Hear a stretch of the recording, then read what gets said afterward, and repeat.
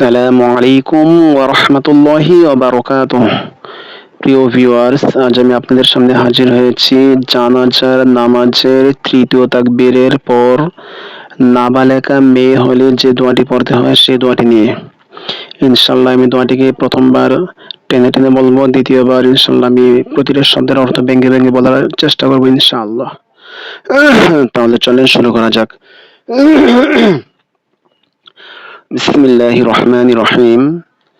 اللهم اجعلها لنا فرطا واجعلها لنا أجرا وذكرا واجعلها لنا شافعة ومشفعة।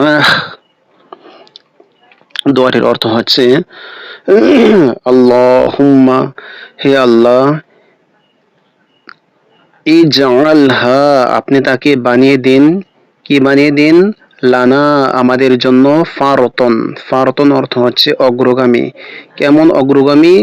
যে অগ্রগামী পরকালের জন্য পথ প্রদর্শক ও অভ্যর্থনাকারী হিসাবে আমাদের জন্য অপেক্ষা করবে। ওয়াজআলহা, এবং আপনি তাকে বানিয়ে দিন। লানা, আমাদের জন্য।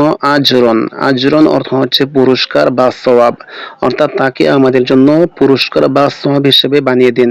ও যুখরন, ও যুখরওয়া এবং যুখরন অর্থ হচ্ছে সম্পদ বা সঞ্চয়, অর্থাৎ তাকে আপনি আমাদের জন্য সম্পদ বা সঞ্চয় হিসেবে বানিয়ে দিন।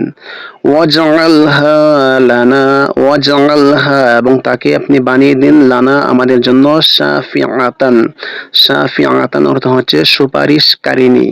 ওয়া মুশাফফাআতান, ওয়া এবং মুশাফফাআতান, এমন সুপারিশকারিণী যার সুপারিশ আপনার নিকট কবুল হবে। আসসালামু আলাইকুম ওয়া রাহমাতুল্লাহি ওয়া বারাকাতুহু।